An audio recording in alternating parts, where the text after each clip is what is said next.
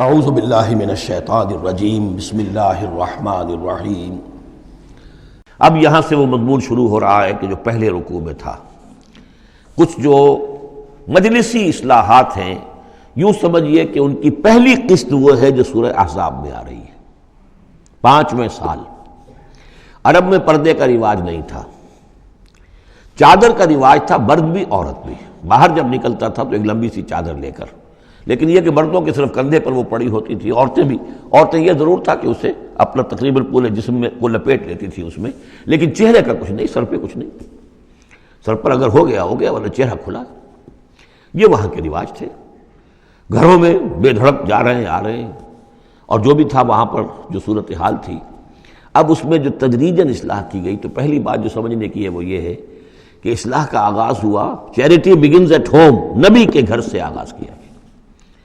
اور نبی کی بیویوں کو سب سے پہلے مخاطب کیا گیا، اس لیے کہ یہاں سے اس کا آغاز ہوگا۔ اور اس میں ایک بڑا لطیف نکتہ یہ ہے کہ حضور صلی اللہ علیہ وسلم جو اسوہ حسنہ ہے کامل، تو مردوں کے لیے تو کامل اسوہ حسنہ ہے حضور صلی اللہ علیہ وسلم، باپ کی حیثیت سے، بیٹے کی حیثیت سے، داماد کی حیثیت سے، خسر کی حیثیت سے، قاضی القضات کی حیثیت سے، سپہ سالار کی حیثیت سے، ہیڈ آف دی اسٹیٹ کی حیثیت سے، امام کی حیثیت سے، خطیب کی حیثیت سے، معلم کی حیثیت سے، مربی اور مزکی کی حیثیت سے، جتنی حیثیتیں آپ گن سکتے ہیں حضور کی سیرت میں اسوہ موجود ہے۔ ایک پہلو سے اسوے میں کمی ہے، اور وہ کمی کیا ہے؟ عورتوں کے جو خاص نسوانی معاملات ہوتے ہیں اس میں تو حضور اسوہ نہیں بن سکتے، حضور تو مرد ہیں، تو عورتوں کی زندگی کا ایک حصہ ہے کہ نہیں؟ تو عورتوں کے لیے اسوہ کون ہے؟ وہ آپ کے ازواج مطہرات کو اسوہ بنایا جا رہا ہے، اس لیے اصلاح کا عمل ان سے شروع کیا گیا، اور ان کو گویا کہ کہہ دیا گیا کہ تم اگر نیکی کرو گی دوہرا اجر پاؤ گی۔ کیوں؟ کہ تمہیں تو دیکھ کر تمام مسلمان خواتین نے جو ہے تمہارے نقش قدم کی پیروی کرنی ہے، اور خدا نے خواستہ تم نے کوئی غلط حرکت کی تو تمہیں دوہری سزا ملے گی، اس لیے کہ تم تو ان کے لیے اب اسوہ ہو۔ تو گویا کہ اسی سورہ مبارکہ میں حضور کے بارے میں آیت آئی ہے، لَقَدْ كَانَ لَكُمْ فِي رَسُولِ اللَّهِ أُسْوَةٌ حَسَنَةٌ، لیکن حضور کے اس اسوے میں جو ایک پہلو سے کمی ہے کہ خواتین کے لیے ان کے جو مخصوص نسوانی معاملات ہیں ان کے لیے حضور کی شخصیت میں اسوہ نہیں ہے، اس خلا کو پر کیا ہے ازواج مطہرات کے ذریعے سے۔ یا ایھا النبی قل لازواجک، اے نبی کہہ دیجئے اپنی بیویوں سے، ان کنتن تردن الحیاۃ الدنیا وزینتہا فتعالین امتعکن واسرحکن سراحا جمیلا۔ یہ واقعہ ایلا ہے۔ اب آپ کو معلوم ہے کہ جب مسلمانوں کے ہاں اب خوشحالی آ گئی، اب فتح کا دور شروع ہو گیا، مال غنیمت بھی آیا ہے،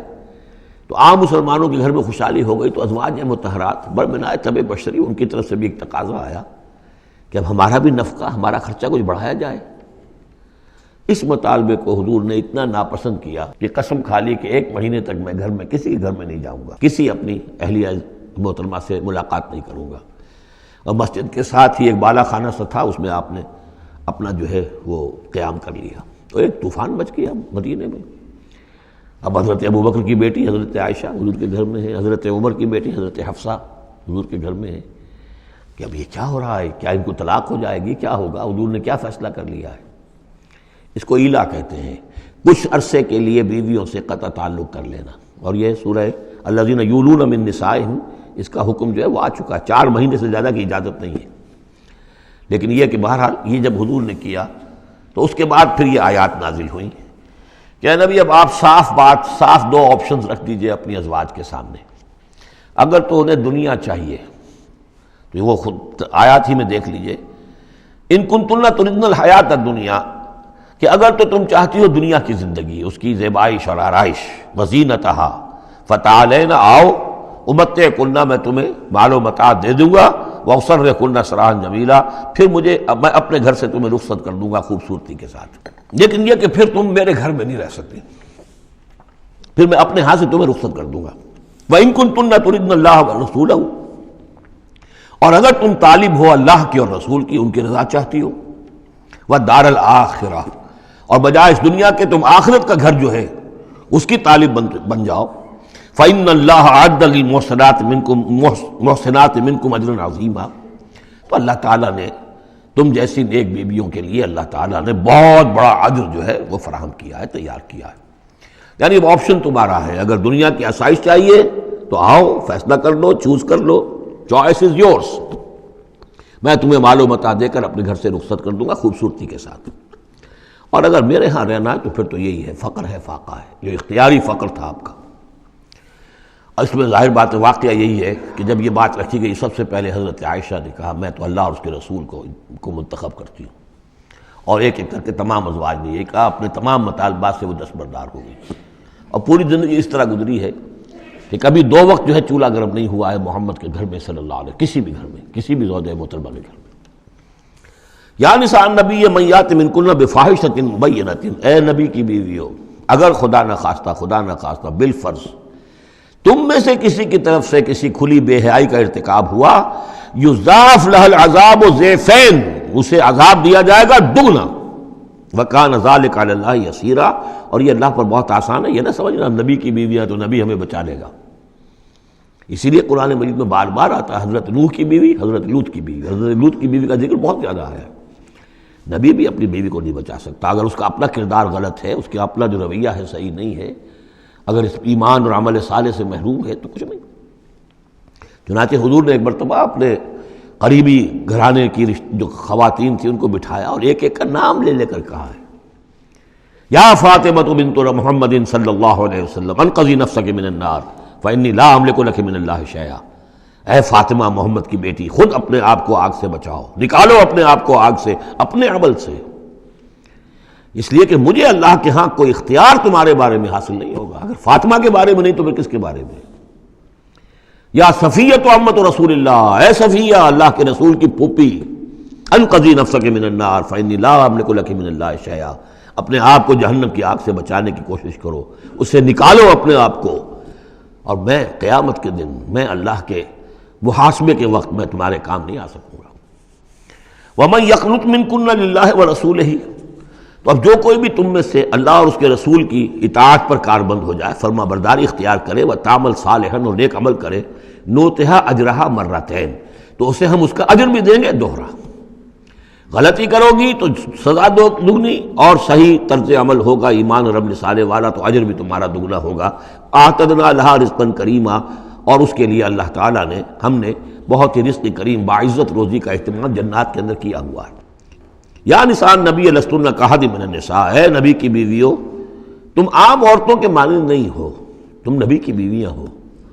یہاں اس کو سمجھ لیجیے، مراد کیا ہے کہ تمہیں اسوہ بننا ہے امت کی تمام خواتین کے لیے تا قیام قیامت۔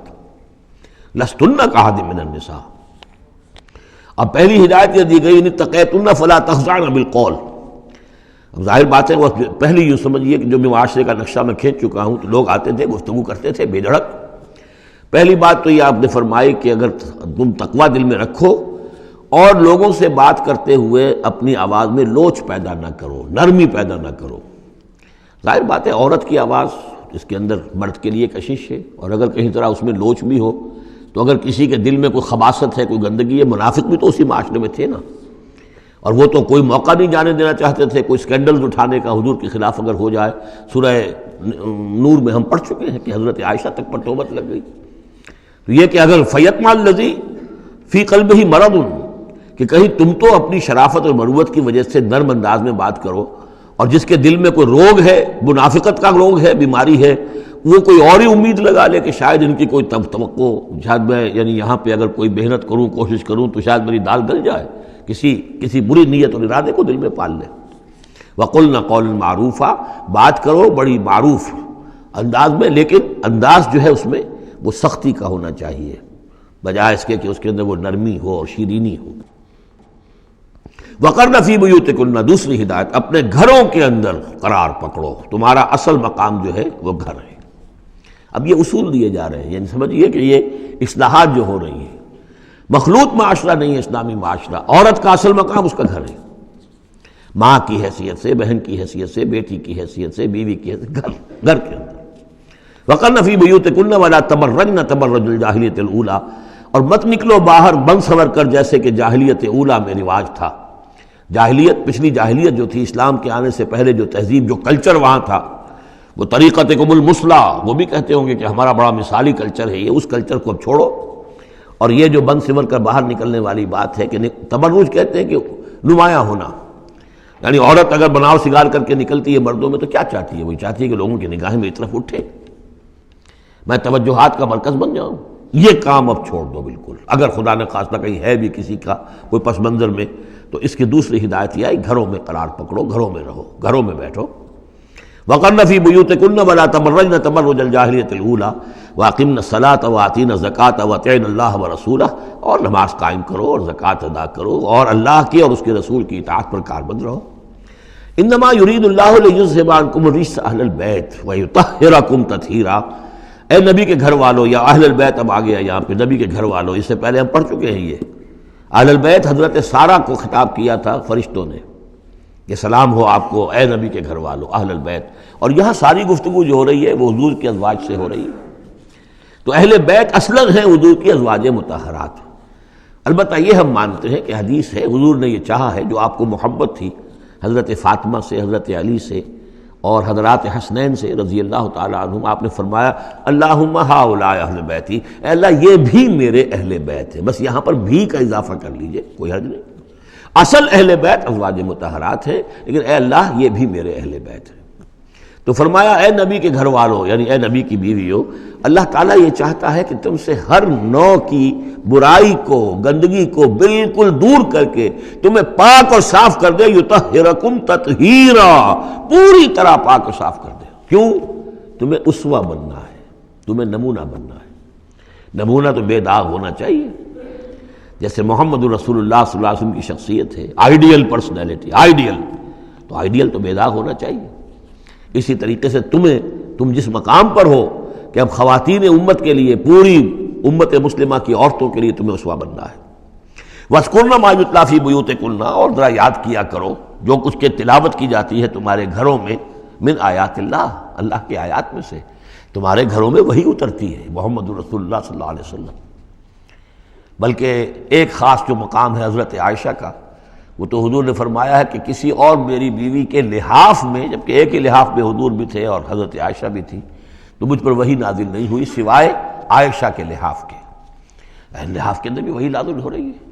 وہ تو دل پہ نازل ہوتی تھی، اس کے اندر تو کوئی دروازے نہیں کھولنے پڑتے تھے کہ حضرت جبریل آئے دروازہ کھولو پھر وہی لے کر آئے ہیں۔ وہ تو یہ کہ فرشتہ ہے اور دل پر نازل کر رہا ہے۔